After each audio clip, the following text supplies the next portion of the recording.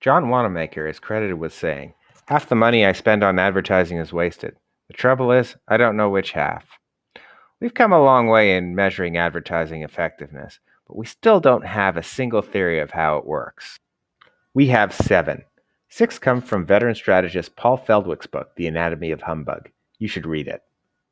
A 7th, signaling, comes from Rory Sutherland's book, Alchemy. You should read it too. Don't think of these theories like philosophical theories which contradict each other or are subject to spirited debates. Think of each theory of advertising as layers on a cake.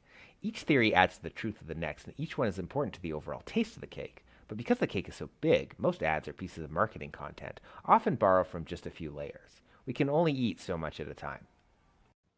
In the next series of videos, I'm going to show you a different theory of advertising.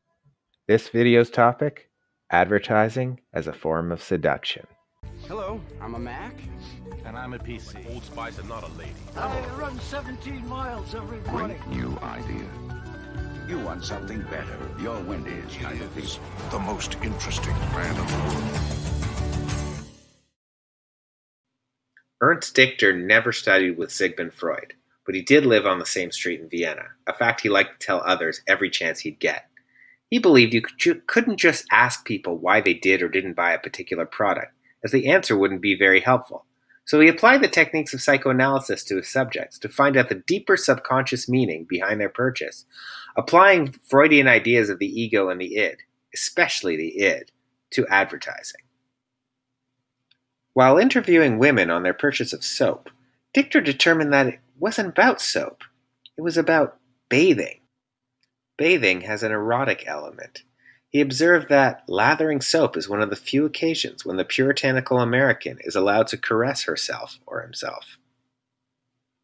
Dichter determined that every brand should be given a personality, and the creative should reflect that. So Ivory soap had a somber, utilitarian, thoroughly cleansing character. It was the mother-daughter of soaps. Camay, on the other hand, was a seductress, and a bit catty.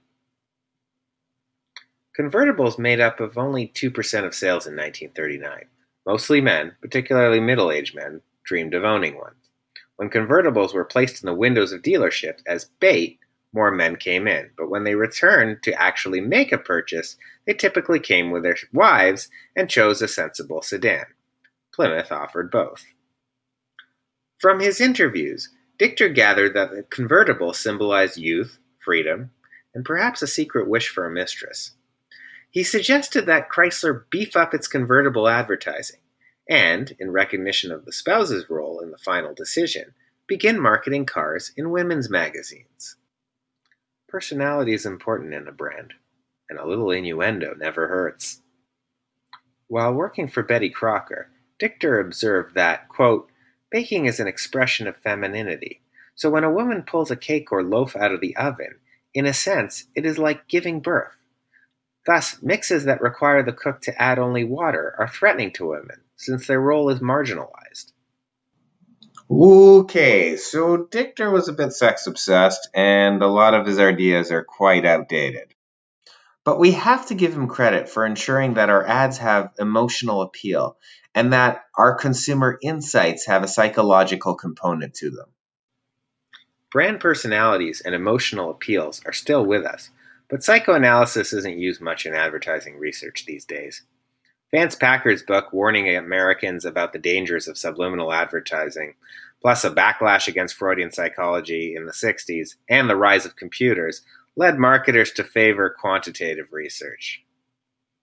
But in recent years, unconscious or automatic motivations have made a comeback under new branding. Behavioral economics and neuromarketing are hot fields. If you have time, pick up one of these books.